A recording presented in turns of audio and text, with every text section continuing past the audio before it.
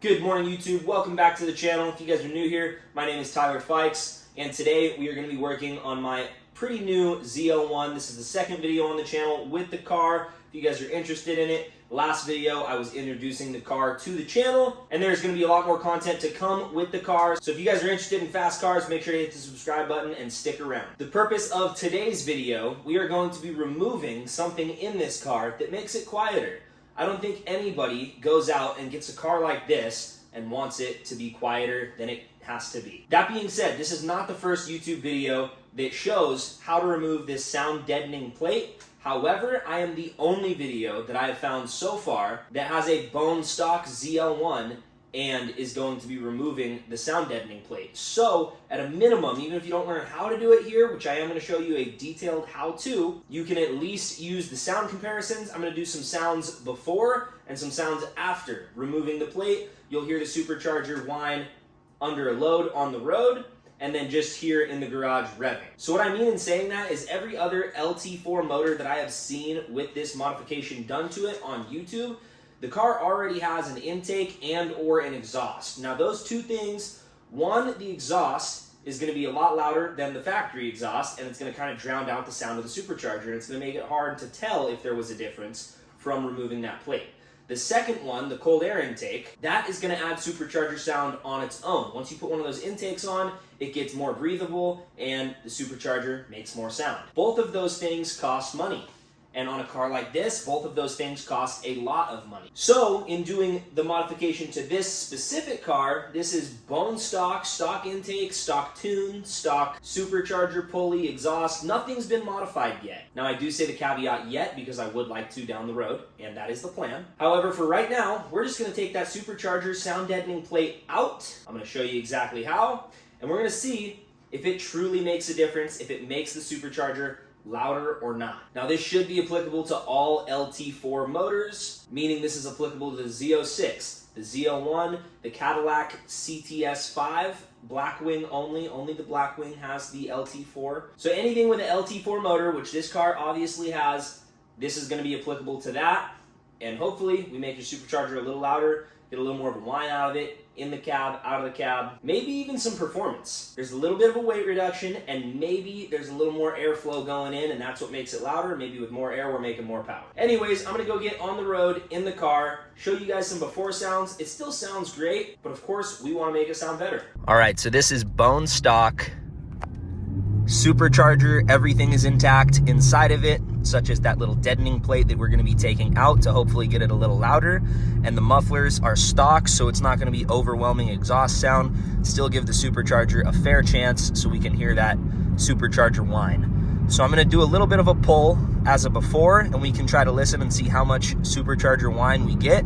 Then we're gonna get home, take that little piece out, and then we'll run it again. And then we'll see what it sounds like once that little part is out. We'll do another run and see if the supercharger is any louder. Now, what's really cool about this, everybody else that I've seen do this mod has already done aftermarket parts to either their cold air intake or the exhaust. So this is as truly free as it gets. You can get the car bone stock, have this be the first modification that you do, and we will see if it actually makes the supercharger sound louder or not.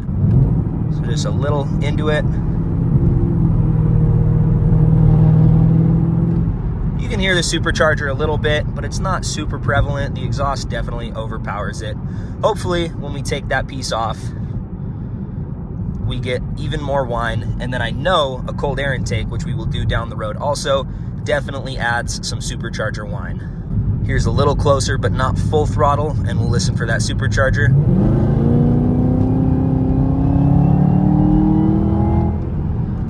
So it's definitely there when you're under a little bit more throttle, but it's nothing crazy. It's not like the Hellcat where they're just sounding like a seal barking, but this still does sound pretty damn good, especially for a bone stock car. All right, I'm gonna pop the hood and I'm gonna give you guys some before rev noises from the front, see if we can actually hear that supercharger whine from out here, and then overlay the videos and see if we notice a difference once that plate is removed.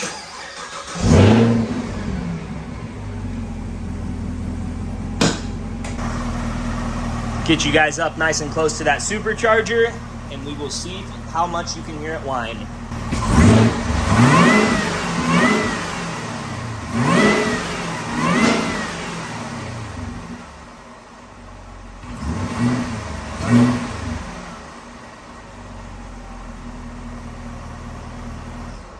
So it's nothing crazy, but there's definitely a little bit of supercharger whine. That was only to 3,000 and 2,000 RPMs. It won't let me rev above 3,000 RPMs with the vehicle in park. Not sure why. I don't know if that's every vehicle or just this one, but that is what we are limited to for in park. So these are the three tools you're gonna need: a torque wrench, a normal wrench, a 10mm socket, preferably a deeper one, and a T20 star bit. So these are the tools you need. Let's get this lid open and I'll show you how to take that plate out. First step, we need to get these lines detached. So there are a couple on the front and the back that just pull up. I might have to wait a little longer. This supercharger is still pretty hot. But there's two up front, one big one on the back, and two smaller ones on the back. So disconnect all of those little lines. Everything else should be able to stay. So once you have those 5 little connections disconnected from the supercharger lid, you're gonna go in with your 10mm socket. I did put it on a drill. You don't have to use a drill. I am definitely not gonna use a drill to put them back on, but I'm gonna use a drill to quickly take them off.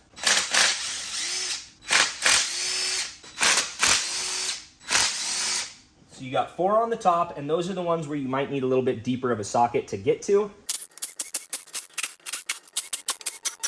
Now, once these are all disconnected, this will pick up and come off. All right, so I had to let it cool down for a couple minutes, maybe half an hour. That lid was getting pretty hot when I was grabbing it, and it is heavier than I thought. It's gonna be a little awkward to lift by myself, so I had a buddy come over and we're gonna get this lid off and show you the inside.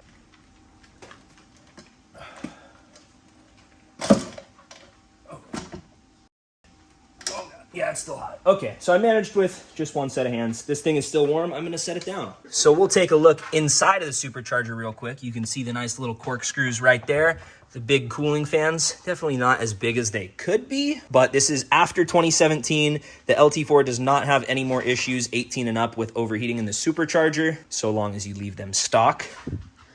But the model before this, the first generation of the LT4s, were overheating. So I think this is somewhat revised since that older motor, and they don't have issues anymore. So taking it off, you can see we have the OEM gasket that does not need to be replaced, and right there is that big chunk of metal that is supposed to make the supercharger quieter than it could be. And I don't know why anybody would want it quieter. I've always loved the sound of supercharger whines, and we are going to take it off. So this is where that T20 bit is gonna be needed. And now pretty straightforward, you're gonna take these 5 bolts off.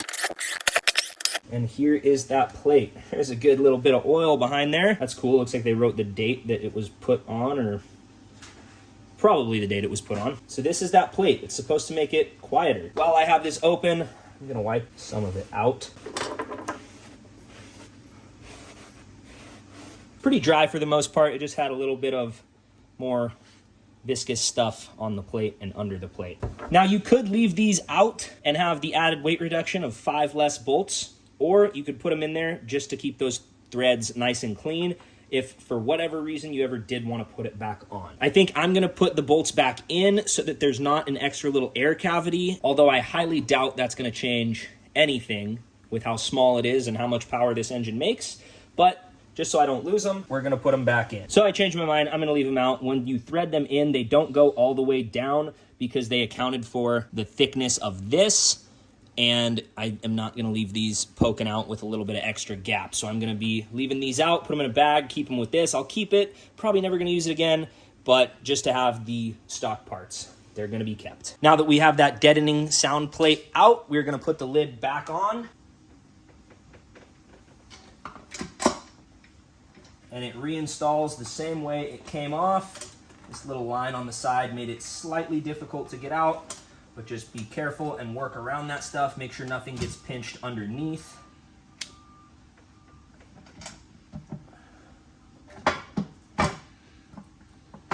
So once everything is back in place where it needs to be, I'm gonna get all of these screws or bolts started by hand. And these have a lot of threads. So once I get them started, I'm gonna send them down with the drill, not get them tight at all, and then come in with the torque wrench and set it to 89.7 inch-pounds, which is about 7.4 foot-pounds if you don't have something that measures in inch-pounds. So now that everything is started, we're just gonna spin it down until we feel a tiny bit of resistance. And then, like I said, I'm gonna come back with the torque wrench and get it to spec. All right, now that they are all down and in place,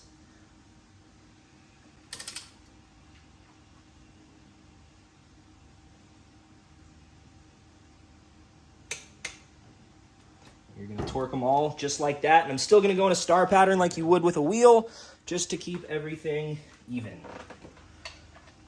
All right, and now everything is put back together, so I'm gonna fire it up again. We'll hit some revs, see if you can hear the difference with it parked inside of the garage, looking at it from the front end and revving the same way we revved it before. And then we'll get it back out onto the street and see if in-cab noise is noticeably louder.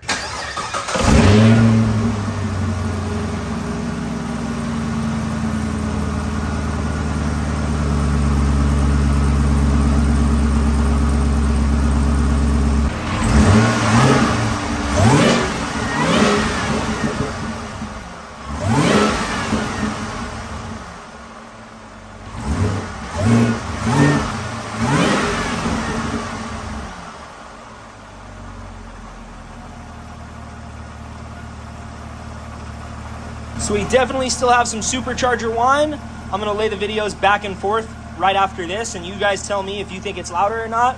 But after that, we're gonna take it back out down the road, do some more wide open throttles, half throttles, and see how it sounds inside of the cab.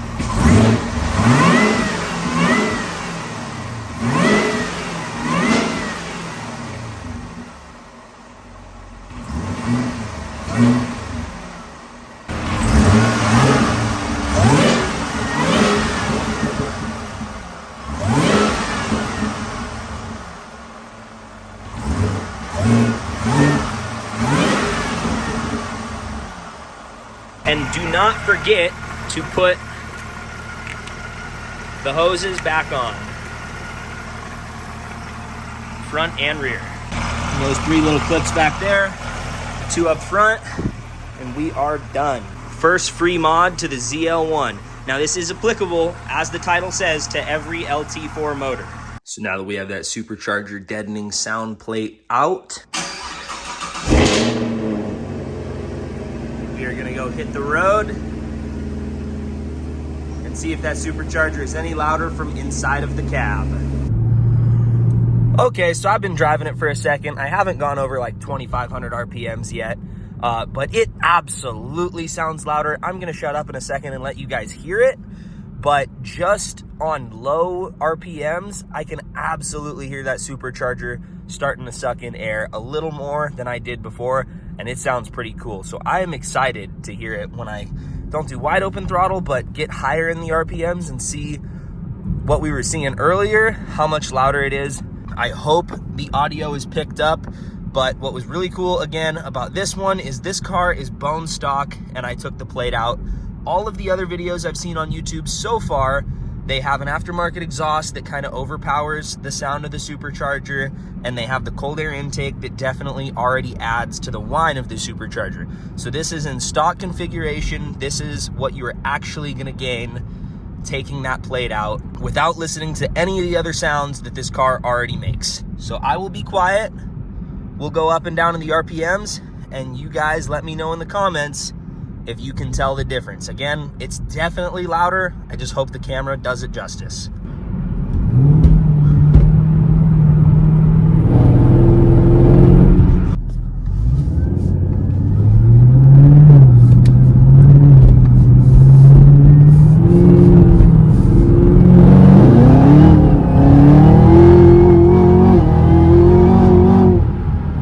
Woo!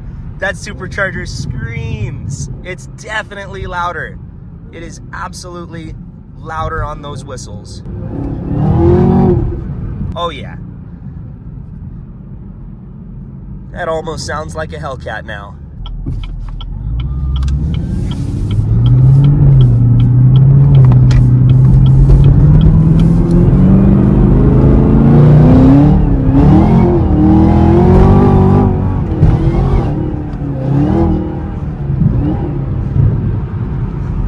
So there you guys have it. We're back in the garage. I hope the video did it justice. I hope you guys can tell that under load, the supercharger is significantly and noticeably louder. That whine is definitely more there. It is more noticeable and it's louder. When it's parked and I'm only able to rev to 3,000 RPMs, It's not like a Hellcat doing those crazy seal bark sounds, but once you get this thing under load and you're driving on the road, it absolutely is noticeably louder and it sounds good. It's not overpowering, you still hear plenty of exhaust. It's just the Supercharger is a little bit more noticeable, and I really like that. What makes this car different than all the other Camaros on the road is this one comes with a Supercharger. Now, I don't mean just this one, but the ZL1 is the only Camaro that comes with a Supercharger. If you see a SS or an RS or whatever model they have out there, they don't have Superchargers. Same with the Corvette Z06 that has the Supercharger, the one that has the LT4, and the Cadillac CTS5V Blackwing